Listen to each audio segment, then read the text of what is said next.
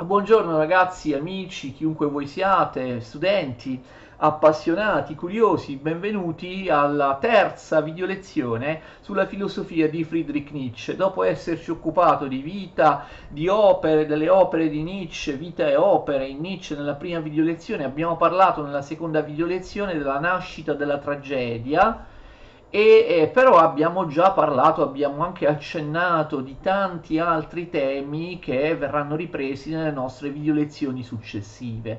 Adesso ci occupiamo di cosa ci occupiamo? Ci occupiamo di altre opere giovanili che Nietzsche scrive subito dopo la nascita della tragedia. E infatti all'interno della prima fase della produzione di Nietzsche, la fase artistico-romantica, la fase giovanile, noi non troviamo soltanto la famosa opera La nascita della tragedia dallo spirito della musica, noi troviamo anche degli altri scritti di Nietzsche che vengono considerati minori, certamente meno importanti rispetto alla nascita della tragedia, ma sono meritevoli di attenzione, sono meritevoli di una videolezione, quella che stiamo realizzando su di essi. La maggior parte di questi scritti, se non tutti, sono proprio in continuità tematica rispetto alla nascita della tragedia, approfondiscono temi che già si trovano all'interno dell'opera più famosa, oppure riprendono degli accenni che comunque già si trovano appunto in quest'opera, nella nascita della tragedia. Cominciamo con due scritti che vengono redatti oppure pubblicati nel 1873. Il primo, lo vedete, ve li ho indicati sulla lavagna sopra di me, si chiama La filosofia nell'età tragica dei Greci. Ovviamente Nietzsche studiava, leggeva, spiegava anche ai suoi studenti i filosofi greci per quello che era il suo lavoro, per via del suo lavoro. Lui era, vi ricordate, professore di filologia greca all'Università di Basilea e quindi ovviamente lui sapeva molto bene, conosceva molto bene questa materia, la filologia greca e tutto ciò che riguardava la civiltà greca. Abbiamo già visto come la stessa nascita della tragedia, l'opera Nascita della tragedia, sia totalmente imperniata sulla grecità, sulla storia, sul pensiero, sull'arte, sulla psicologia dei greci. Dunque, tra il 1872 e il 1875, nell'arco di questi 3-4 anni, come vi ho indicato sulla lavagna, Nietzsche prova a redigere una serie di abbozzi differenti di quello che avrebbe dovuto chiamarsi il libro del filosofo. Nietzsche non pubblicherà il libro del filosofo, la maggior parte di questi abbozzi fanno parte delle pubblicazioni postume, vedranno la luce soltanto dopo la morte del nostro autore. Particolarmente importante, uno dei saggi che si trovava all'interno di questi abbozzi, il libro del filosofo. Questo saggio fu scritto nel 1873 da Nietzsche, anch'esso pubblicato postumo però, e appunto si chiama La filosofia nell'età tragica dei Greci. Che cosa scrive Nietzsche? Questo è proprio in continuità con la nascita della tragedia. Vi ricordate che noi abbiamo spiegato che nella nascita della tragedia Nietzsche cosa dice? Dice che c'è uno stacco molto forte tra l'età arcaica e l'età classica dei greci e lui pensa, a differenza di molti, a differenza di Winkelmann, ma di molti che pensano questo ancora oggi, che la vera età, l'età feconda, l'età più interessante, l'età più creativa, l'età più originale dei greci non sia l'epoca classica dalla fine del V secolo, Pericle al IV secolo, ma sia l'età arcaica. Lui la chiama anche l'età tragica dei greci, l'età arcaica, VII, VI secolo, inizio del V secolo. Quello che lui pensa, cioè il fatto che lui pensi che l'età arcaica sia migliore rispetto alla cosiddetta età classica all'interno della letteratura greca, e lui questo l'ha detto nella nascita della tragedia, ciò che pensa della letteratura greca lo pensa anche della filosofia greca. Anche nella filosofia greca, come nella letteratura o nell'arte greca, nella filosofia greca l'età tragica, l'età dei presocratici, che lui chiama anche preplatonici, noi abbiamo chiamato nel nostro corso di filosofia presofisti, ma insomma, chiamiamoli ecco in questo caso presocratici, che i presocratici, i primi filosofi, i filosofi della Fusis, i filosofi naturalisti dell'età arcaica, siano in realtà di gran lunga più apprezzabili rispetto ai filosofi dell'età classica, come Socrate, come Platone, come Aristotele, che già l'abbiamo detto parlando della nascita tragedia, Nietzsche disprezza. E quindi,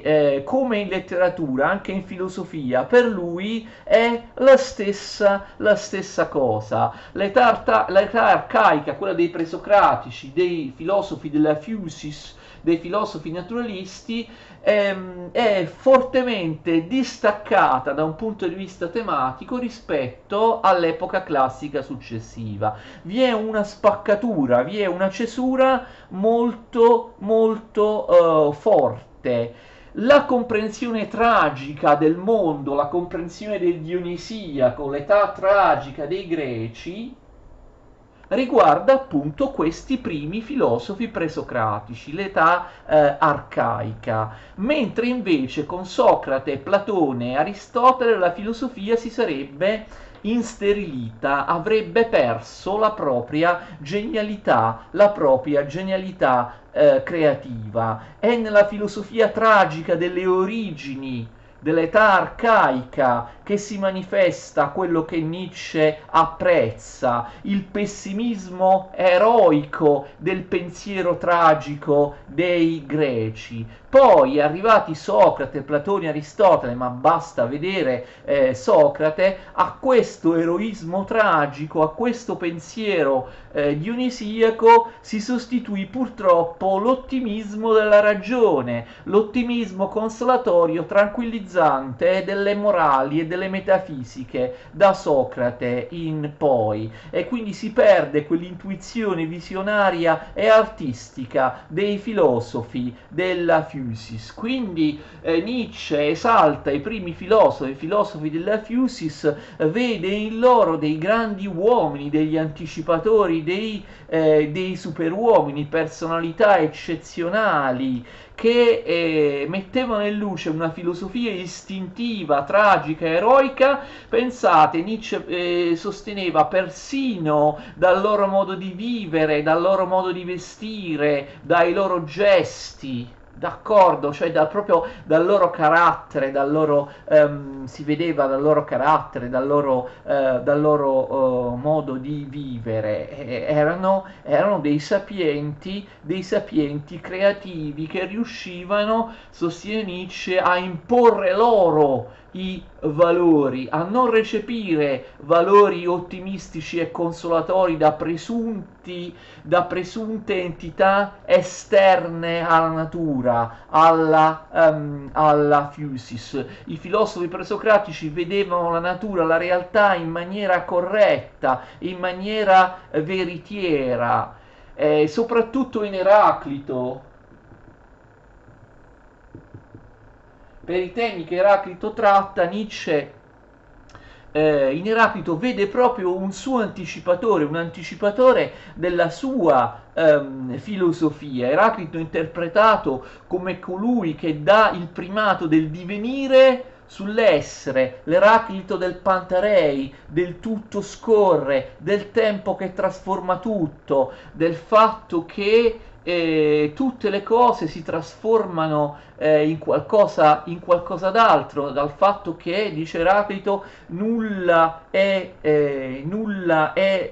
stabile, ma anche ovviamente Nietzsche trova in Eraclito dell'unità degli opposti, l'idea dell'unità degli opposti che tanto gli ricorda il contrasto tra Apollinio e Dionisiaco. In particolare a Nietzsche piace un frammento di Eraclito, quello che dice: il tempo è un fanciullo che gioca a dadi col mondo. Ripeto, il tempo è un fanciullo che gioca a dadi col mondo, quindi il tempo in qualche modo dispone gli eventi in maniera casuale, senza un fine. Il tempo cos'è? Un fanciullo che lancia i dadi a continui risultati casuali che però possono anche, attenzione, ripetersi infinite volte. Quindi questo motivo del tempo giocoso in Eraclito anticiperà ovviamente anche la futura dottrina nicciana dell'eterno ritorno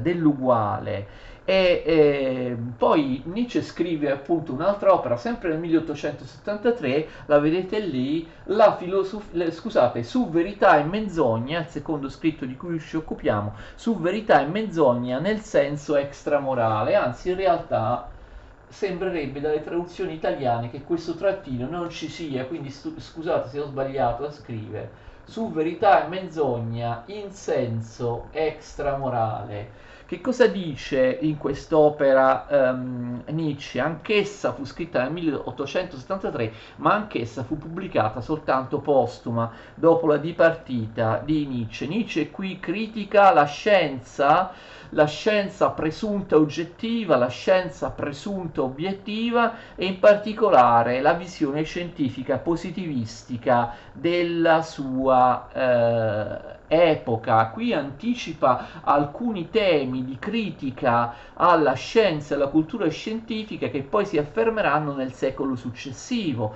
nel XIX secolo. Quindi Nietzsche sostiene il prospettivismo, ecco l'idea del prospettivismo nicciano all'interno di questa opera. Non esiste una verità, tutto dipende da differenti prospettive, tutto è relativo, tutto è soggettivo, tutto è arbitrario utilitaristico. Attenzione, anche nella scienza a cui Nietzsche vuole precludere il ruolo di disciplina che stabilisce delle verità oggettive.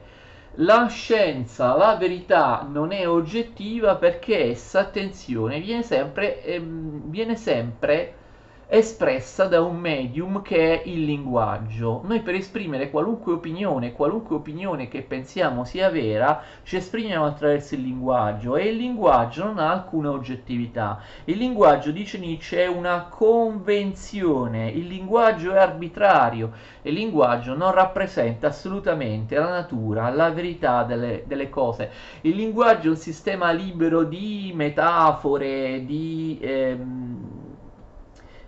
quindi è prodotto assolutamente liberamente, soggettivamente. Non è valido il linguaggio per descrivere in maniera obiettiva il mondo, e il linguaggio non è l'unico modo per descrivere il mondo. Naturalmente Nietzsche, vi ricordate, in questa fase dice che l'arte descrive il mondo meglio del linguaggio, perché il linguaggio si esprime attraverso concetti, l'arte attraverso intuizioni. Naturalmente in questo caso forte l'influenza di altri filosofi greci, ovviamente dei sofisti che Nietzsche apprezzava, Protagora, Gorgia, che avevano sostenuto che appunto la realtà non è altro che una costruzione convenzionale del linguaggio. Protagora in maniera un po' più radicale, Gorgia in maniera molto radicale, diceva che il linguaggio può essere anche ingannevole.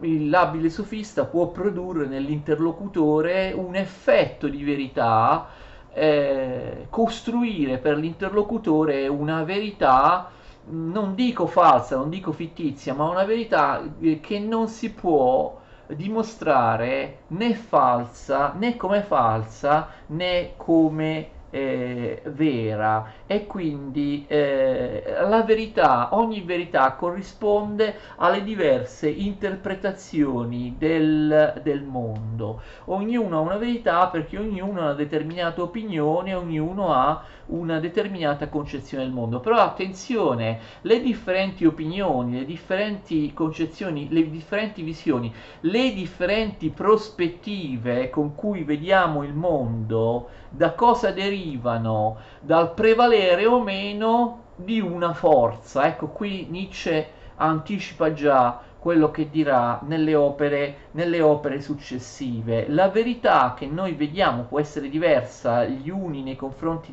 rispetto agli altri, è il risultato individuale oppure collettivo di criteri, di interessi, di utilità, ma soprattutto di utilità e di rapporti di forza. Quindi i concetti non sono l'oggettività delle cose, i concetti dipendono dall'interesse, dall'utilità, dalla forza di chi riesce a imporsi. E l'artista, il genio, non interpreta la verità in maniera teoretica, in maniera scientifica, ma in maniera, come abbiamo visto, intuitiva. Interpretare la realtà con l'intuizione è meglio, secondo Nietzsche, rispetto ad interpretare la verità attraverso i concetti, come fa la scienza, e quindi si afferma il prospettivismo. Attenzione, in realtà all'interno di quest'opera il prospettivismo è appena accennato, però è un tema che Nietzsche svilupperà potentemente in opere successive, e quindi ne parliamo qui. Quindi Nietzsche è contrario alla scienza positivistica, alla scienza dei fatti. Il prospettivismo afferma, una famosissima frase di Nietzsche: non esistono fatti, esistono solo opinioni, d'accordo?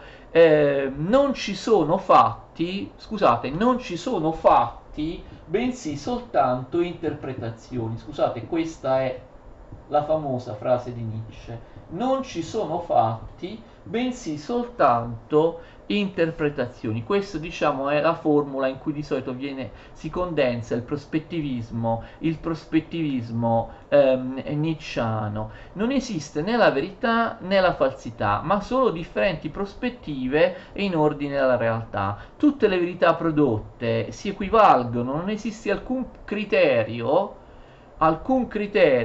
obiettivo per stabilire se una cosa è vera, se un'interpretazione è vera o è falsa.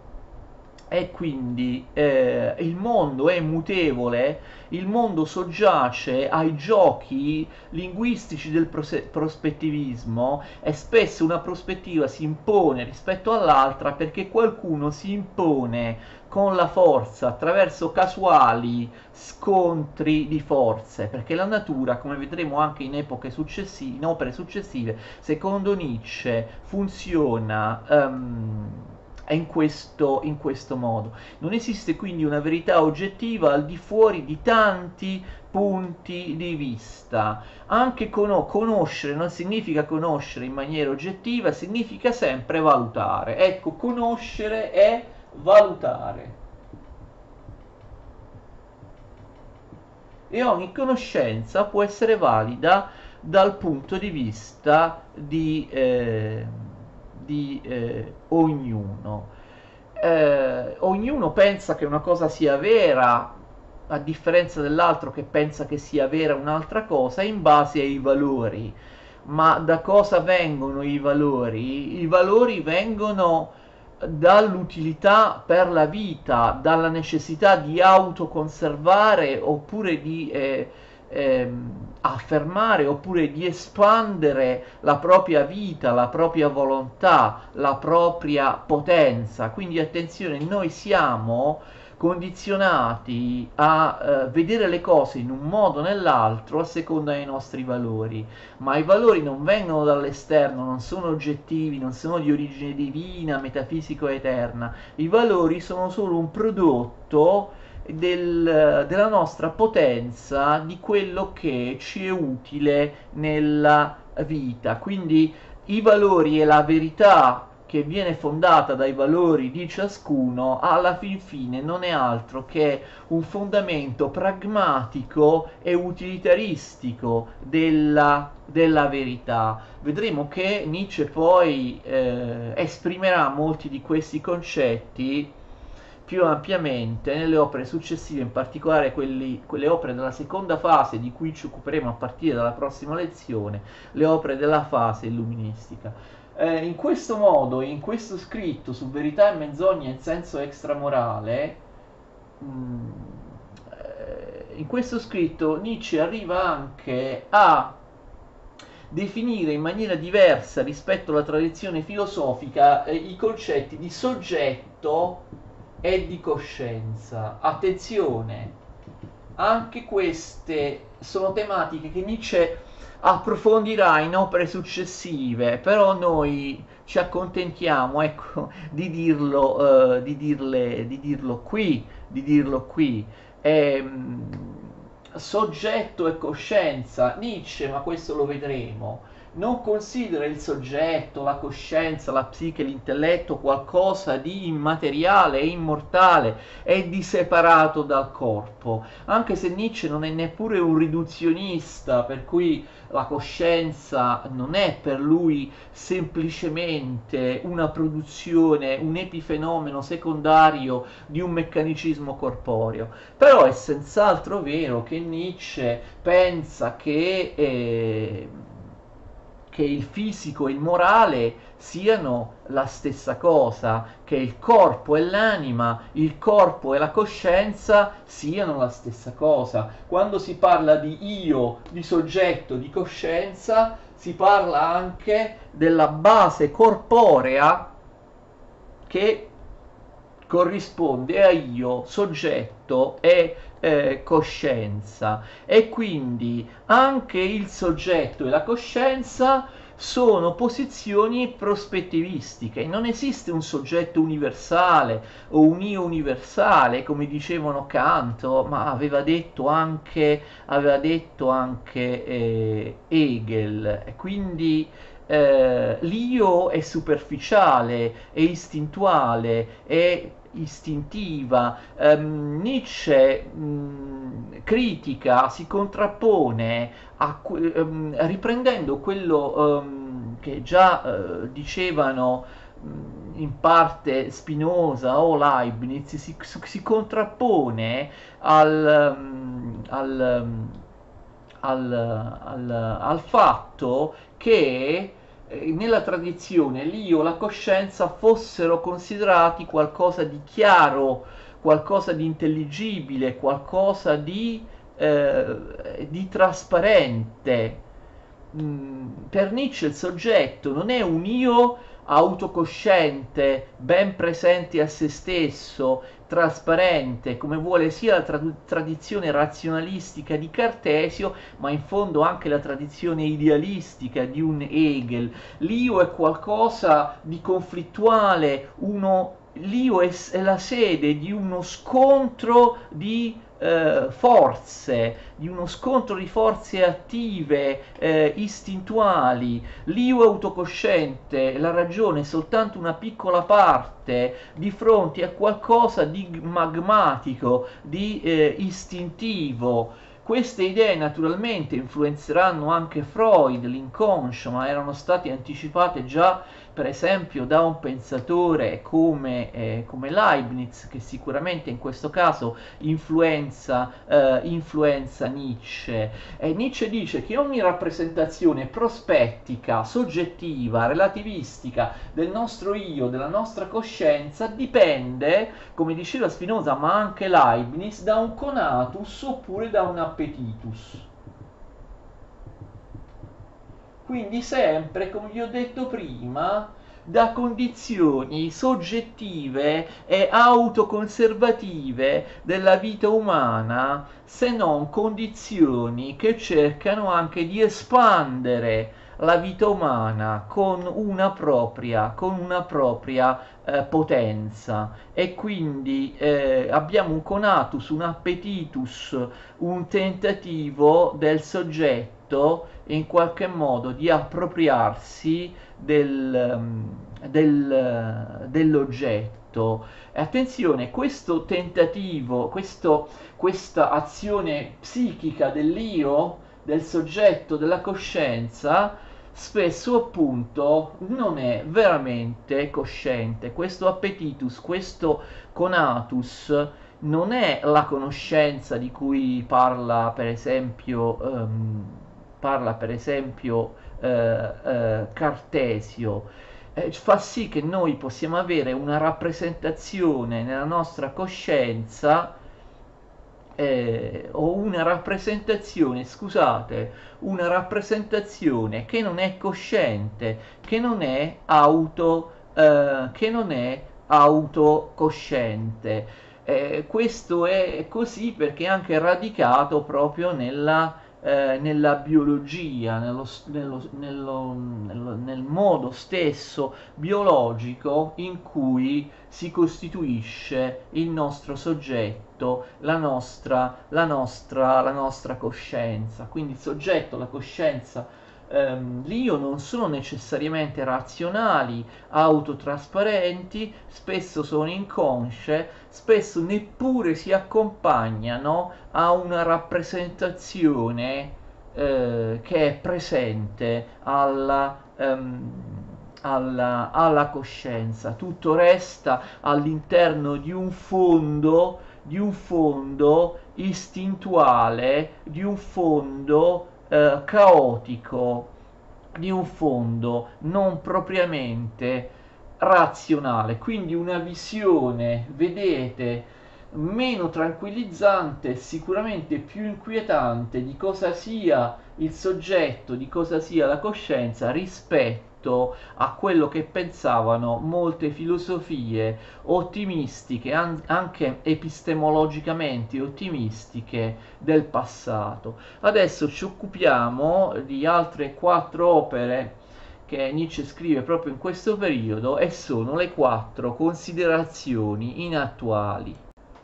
I 4 titoli di queste considerazioni inattuali ve li ho scritti adesso in alto sopra di me sulla lavagna. Sono David Strauss, l'uomo di fede e lo scrittore. Questa è la prima considerazione inattuale. La seconda si intitola Sull'utilità e il danno della storia per la vita. La terza inattuale si intitola Schopenhauer come educatore. E la quarta e ultima inattuale si intitola Richard Wagner e Bayreuth. Come vedete, queste considerazioni inattuali sono scritte, la prima nel 1873, la seconda e la terza nel 74, l'ultima, la quarta, nel 1875. Siccome l'inattuale di queste 4, la seconda inattuale, quella che si occupa di storia, sull'utilità e il danno della storia per la vita, è più lunga e più complessa, ce ne occuperemo alla fine. Occupiamoci quindi adesso della prima, della terza e della quarta inattuale.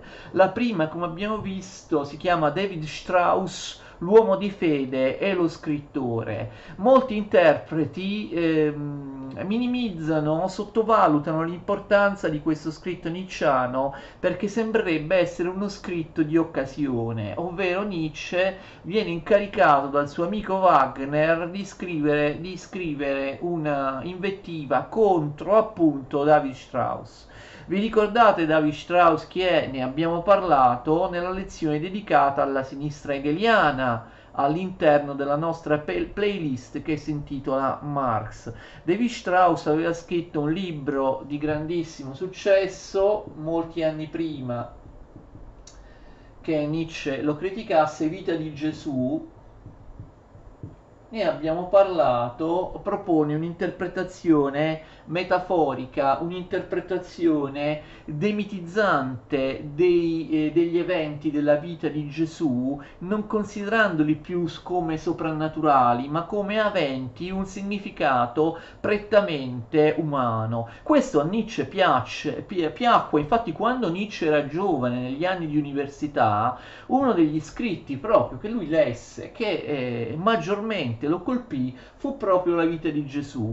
Poi, forse anche per l'influenza di Wagner, cambiò idea. In realtà Nietzsche perché cambia idea e perché Wagner ce l'ha tanto con David Strauss? Non tanto per la sua prima opera di molto tempo prima, appunto la sua opera più famosa, La vita di Gesù, che era stata pubblicata nel 1835 e che in fondo, no, anticipa la teologia liberale del Novecento, ma perché Nietzsche la apprezzava, questo scritto Nietzsche lo aveva apprezzato, lo considerava lo scritto di un libero pensatore, di un illuminista, di uno che criticava il cristianesimo come fonte di imposture, di superstizioni, ma poi Nietzsche assume un giudizio diverso su David Strauss. Perché? Perché David Strauss aveva pubblicato, non molto tempo prima ovviamente della reazione di Wagner e Nietzsche, un altro libro che si chiama L'antica e la nuova fede. L'antica e la nuova fede. L'antica e la nuova fede. David Strauss aveva qui radicalizzato, portato alle estreme conseguenze le idee dell'opera precedente, La vita di Gesù. David Strauss sembrava aver aderito al positivismo materialistico e ateo che Nietzsche e Wagner non apprezzavano certamente in quel momento. Il positivismo ateo, il positivismo anche evoluzionistico. Ecco, questo dal punto di vista di Nietzsche sembra una sorta di tradimento, da qui parte il suo violento attacco. E comunque, beh, sembrerebbe un'opera poco importante. C'è da dire che al di là della persona delle opere di David Strauss, come lo stesso Nietzsche disse, riferendosi a quest'opera, la prima in attuale David Strauss, uomo di fede dello scrittore, molti anni dopo, nella sua autobiografia Ecce Homo, lo stesso Nietzsche dice che lui non intendeva prendersela con la persona di David Strauss, ma con quello che lui rappresentava, con la temperie di un'epoca, cioè proprio con il positivismo ottimistico, evoluzionistico, meccanicistico, che sosteneva ovviamente la verità del fatto, la verità della scienza e del metodo sperimentale, persino nelle scienze umane. Nietzsche era contrario a tutto questo, quindi in fondo, attaccando David Strauss e la sua opera, Nietzsche vuole in realtà attaccare la nuova cultura, ecco, la nuova cultura positivistica e scientifica tedesca del secondo Reich tedesco, che si era costituito proprio pochissimi anni prima. Cioè Nietzsche vuole attaccare un'idea di ragione e di progresso che considera in qualche modo sottomessa allo statalismo, al militarismo prussiano, che lui ovviamente non apprezza, come già sappiamo. La terza e la quarta in attuale sono dedicate a Schopenhauer e a Wagner, no? Abbiamo già detto molte cose in realtà sul rapporto tra Nietzsche da una parte, Schopenhauer e Wagner dall'altra, sia nelle prime due videolezioni, sia anche nelle videolezioni che seguiranno a questa, quindi possiamo, diciamo, non possiamo anche non spendere troppo tempo. Allora,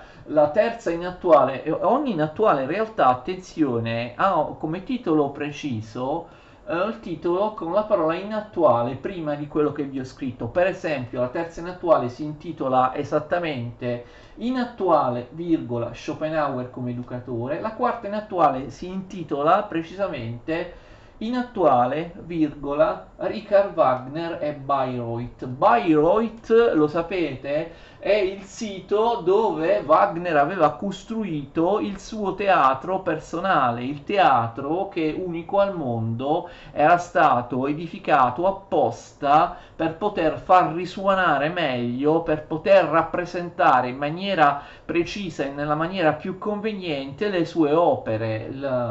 L'idea, no, dell'opera totale di Wagner aveva molti strumenti, aveva bisogno appunto di un teatro, di una scena, di un'orchestra apposita, molto grandi e con delle forme particolari.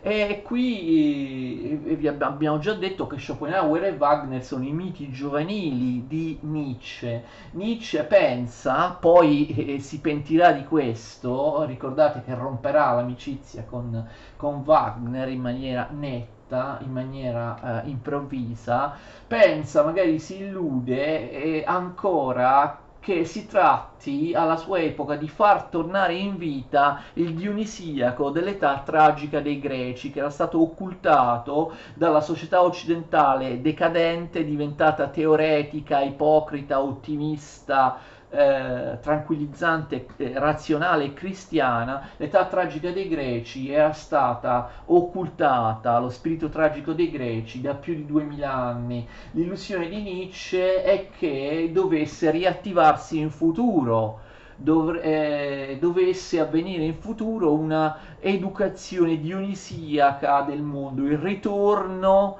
del dionisiaco, della tragedia, dell'epoca tragica, dell'epoca arcaica dei greci. E questo ritorno del dionisiaco, che è comunque una cosa di là da venire, sarebbe stato anticipato secondo Nietzsche da Schopenhauer e da Wagner, che lui considera proprio i suoi punti di riferimento, i suoi eroi, i suoi idoli giovanili. Richard Wagner viene visto proprio come una specie di profeta, addirittura Nietzsche lo chiama un redentore, con la sua opera totale, l'opera in cui la musica,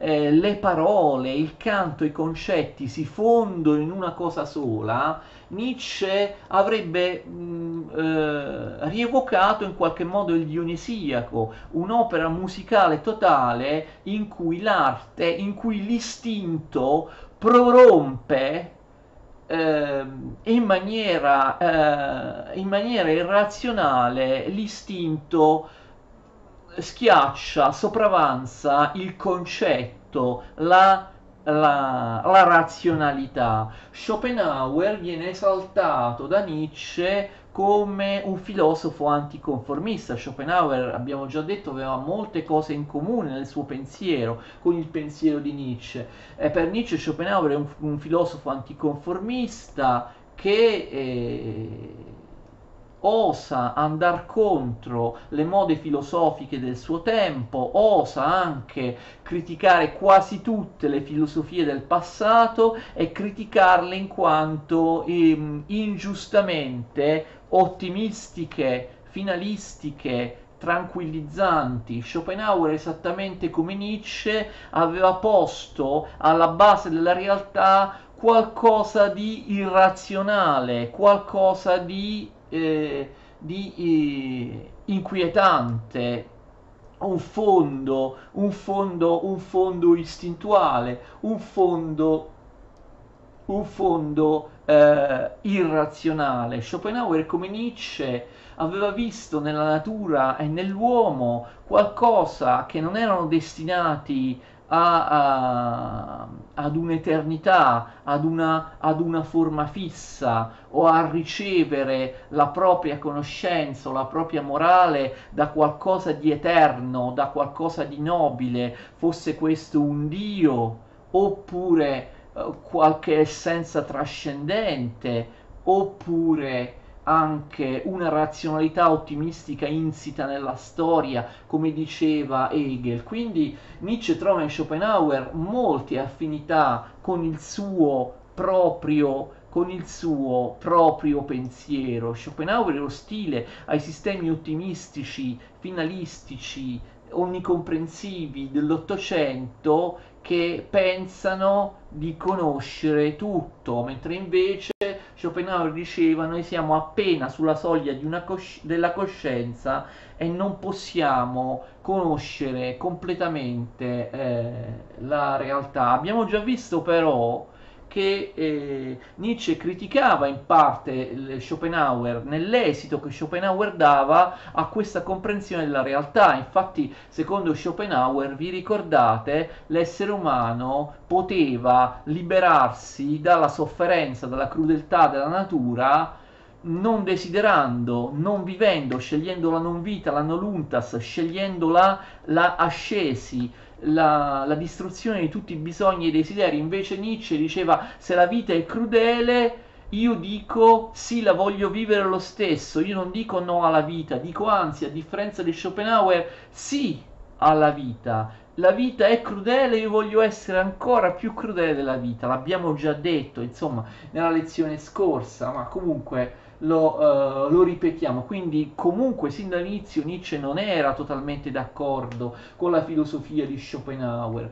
Si disilluderà su questi due personaggi, però comunque lui li utilizza sia Schopenhauer sia Wagner nella creazione della categoria del genio. Nietzsche, abbiamo visto in questa prima fase, è strettamente legato all'arte e alla idea che la produzione artistica possa raggiungere in qualche modo la verità molto meglio della scienza oppure del concetto proprio del concetto filosofico, e allora per lui Schopenhauer e Wagner sono l'espressione di questa categoria del genio, del genio che riesce a essere superiore rispetto agli uomini comuni e a tracciare una via per uomini superiori che arriveranno in futuro. E quindi qui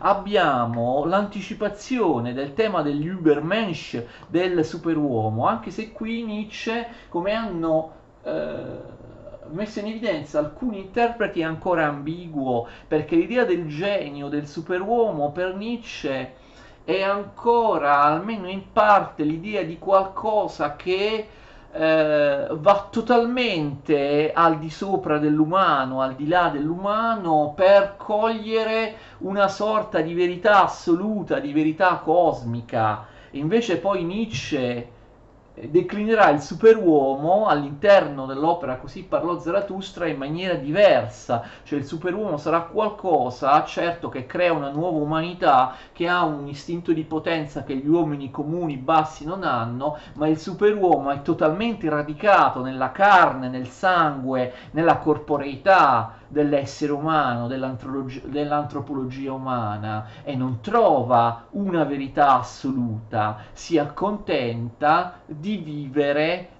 una vita appunto senza senso e spesso senza comprensione. Quindi l'idea del genio del superuomo in questa fase di Nietzsche è ancora un'idea ingenuamente romantica, poi si trasformerà il superuomo in un'idea, diciamo, proprio più carnale, più individualistica, più soggettivistica. Comunque abbiamo questa teorizzazione del genio che supera gli uomini comuni, che si pone come esempio superiore, e lui lo trova in Schopenhauer e Wagner. Andiamo adesso, diciamo, alla seconda in attuale, si chiama Sull'utilità e il danno della storia per la vita. Nietzsche parla della storia e questa è la più importante sicuramente e anche la più complessa delle quattro considerazioni attuali, questa seconda, sull'utilità e il danno della storia nella vita. Nietzsche, forse molti miei studenti l'hanno compresa in questo modo, dice forse che non dobbiamo studiare la storia. Nietzsche sembrerebbe proprio criticare criticare la storia, lo studio della storia. Infatti ci sono modalità dello studio, di conoscenza della storia che non servono alla vita e che anzi sono dannose alla vita, che intristiscono la vita, che atrofizzano. Studiare troppo la storia, concentrarsi troppo sul passato atrofizza, atrofizzare, usa proprio questo termine. Studiare troppo la storia, concentrarsi troppo sul passato, sugli eventi storici, atrofizza la vita, la insterilisce, impedisce a noi di vivere il futuro, di creare qualcosa di nuovo. D'altra parte, la cultura dominante dell'Ottocento, lo sapete, era proprio lo storicismo, non soltanto lo storicismo hegeliano, ma anche altre forme di attaccamento molto forte alla storia. Nietzsche dice l'Ottocento proprio soffre di una malattia storica. Nietzsche dice che è rischioso avere un legame eccessivo con il passato, perché se ci sono filosofie, ci sono personaggi, persone che soffrono, dice Nietzsche, di un eccesso di storia, di un eccesso di storia, si occupano troppo del passato e in questo modo ci rendono decadenti, ci riducono a vivere soltanto nel passato, nel ricordo del passato, nella rievocazione, nello studio del passato, ma in questo modo ci si atrofizza, si perdono gli stimoli, si perde la creatività in vista della possibile invenzione di nuova storia. Noi siamo solo spettatori del passato, non siamo più attori, non riusciamo più a creare cose nuove perché guardiamo sempre e solo alle cose del passato. E quindi, secondo Nietzsche, in questo modo c'è un rischio che venga proprio meno la volontà, la pretesa che abbia un senso costruire qualcosa di nuovo in futuro, d'accordo? E tutto forse è stato già detto, tutto è già avvenuto nel passato, perché dovremmo costruire nuova storia? Nietzsche parla proprio di saturazione di storia che è pericolosa per la vita, per la creatività dell'individuo. Ci sono eruditi che pensano alla storia, che si sono trasformati in enciclopedie ambulanti. Fa ridere questa espressione, ma Nietzsche usa proprio il termine enciclopedie ambulanti, persone riempite, dice Nietzsche, di epoche, di costumi, di arti del passato, di filosofie del passato, di storie della religione, e quindi noi uomini moderni possiamo anche non riuscire a creare niente perché siamo troppo interessati alla storia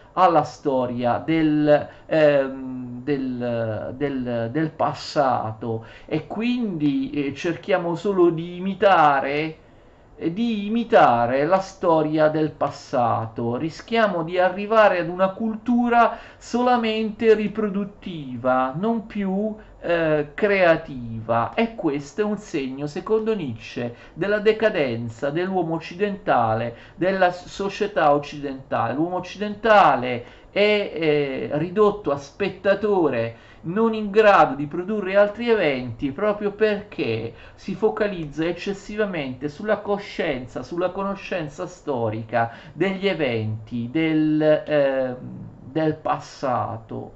Bisogna combattere questo, bisogna combattere questa che Nietzsche chiama una malattia storica. Attenzione, Nietzsche non dice, a differenza magari di qualche mio studente, di quello che potrebbe convenire a qualche mio studente di sostenere, che non bisogna studiare o conoscere la storia del passato, bisogna farlo però in un certo modo e si può farlo in diversi modi, in tre modi diversi che vedremo. Nietzsche comunque è favorevole al fatto di vivere in modo non storico.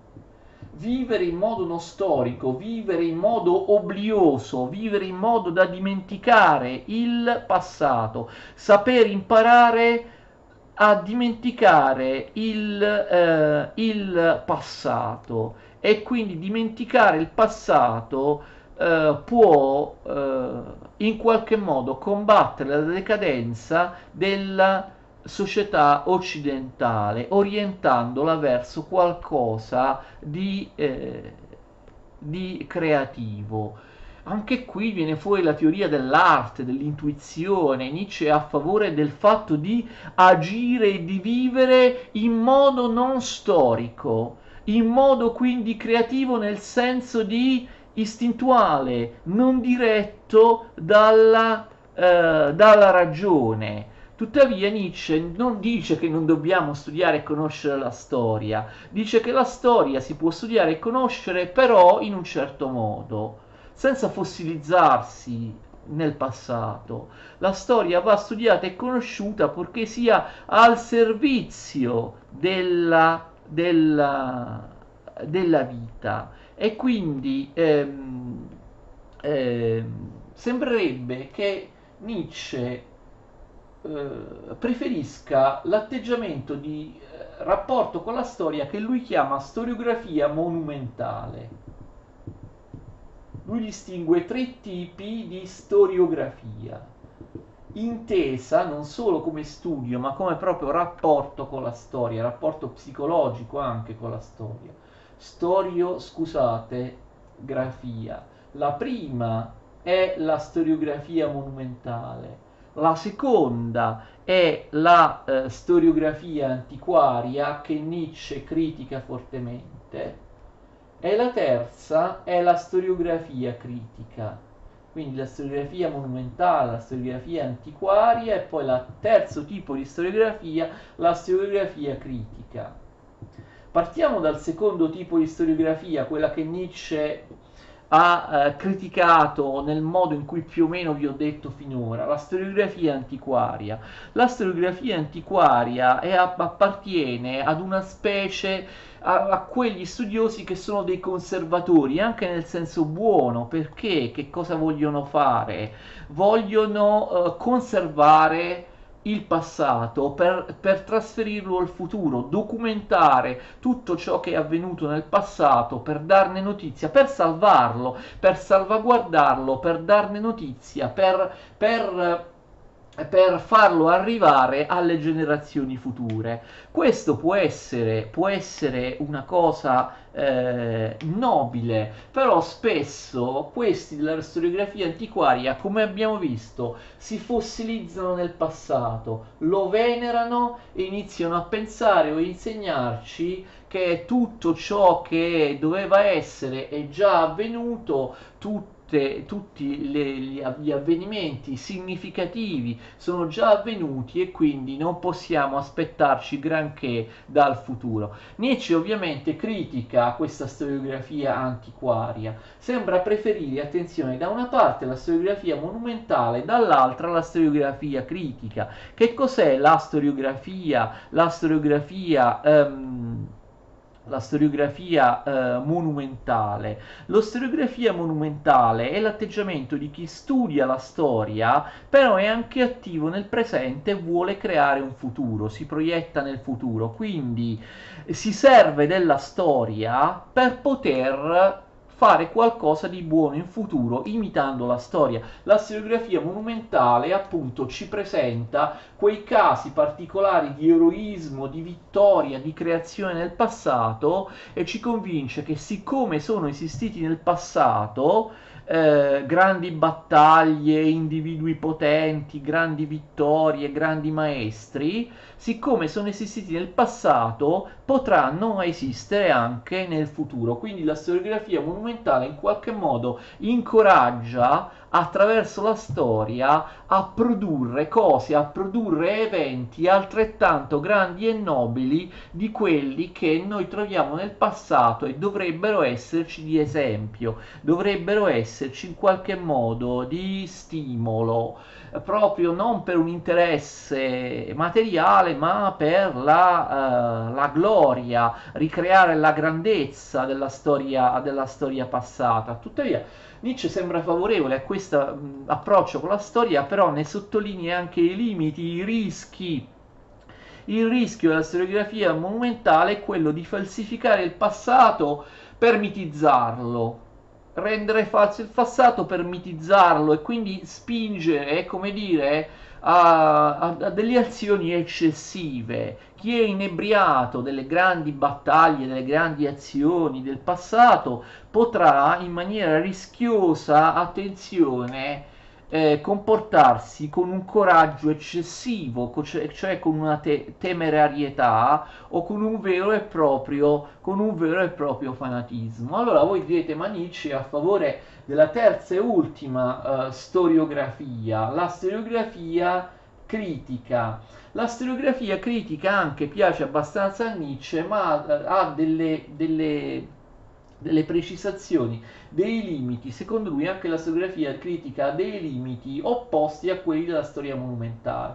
Se la storia monumentale rischia di mitizzare troppo il passato, la storiografia critica rischia, appunto perché è critica, di sottovalutare troppo il passato. La storiografia critica è quel tipo di storiografia che affronta il passato attualizzandolo, vuole a tutti i costi trasferire il passato al presente.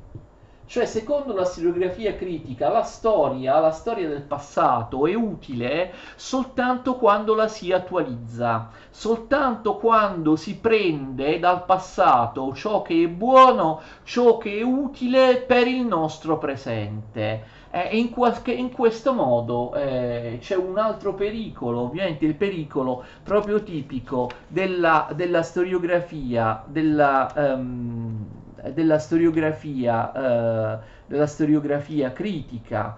E qual è il periodo qual è il pericolo della storiografia critica? Quella di essere aperta al presente, sì, ma forse troppo aperta, troppo schiacciata nel presente. Considerare il presente l'unica unità di misura per giudicare il passato. Criticare, proprio giudicare, sottoporre a giudizio ogni epoca e evento del passato dal punto di vista del presente, e questo è pericoloso per la vita stessa. Giudicare eccessivamente il passato e giudicarlo solo in funzione di quello che ti può dare per il presente rischia di annullare il passato, d'accordo? Rischia di annullare il passato. In ogni caso la conclusione è questa. Nietzsche non dice, come potrebbe sembrare, che la storia è inutile, studiare la storia è inutile, che il passato ci grava sempre e ci impedisce di produrre qualcosa di buono nel futuro.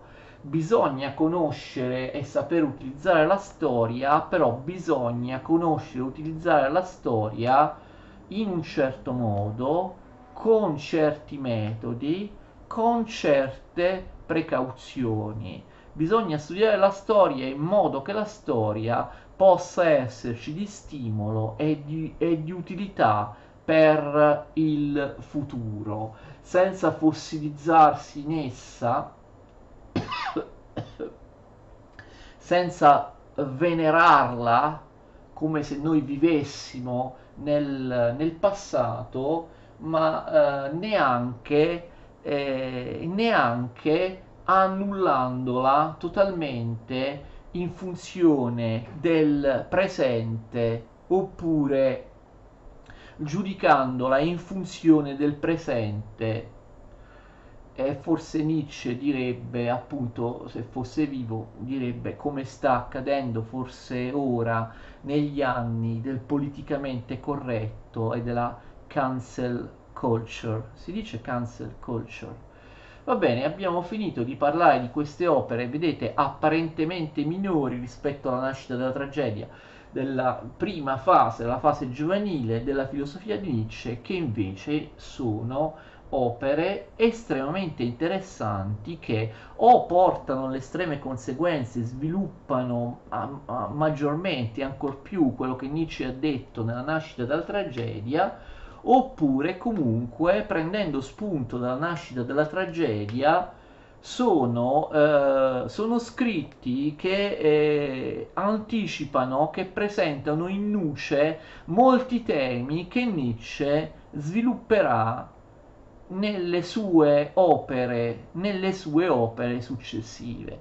Vi ringrazio e vi saluto, spero che guardiate anche le altre mie video lezioni su Nietzsche, quelle anche appunto successive a questa, e spero di riuscire a spiegare Nietzsche nella maniera più chiara e comprensibile, però anche nella maniera più esatta, nella maniera più precisa possibile e con un giusto livello, un giusto e meritevole livello di approfondimento. Arrivederci, grazie a tutti.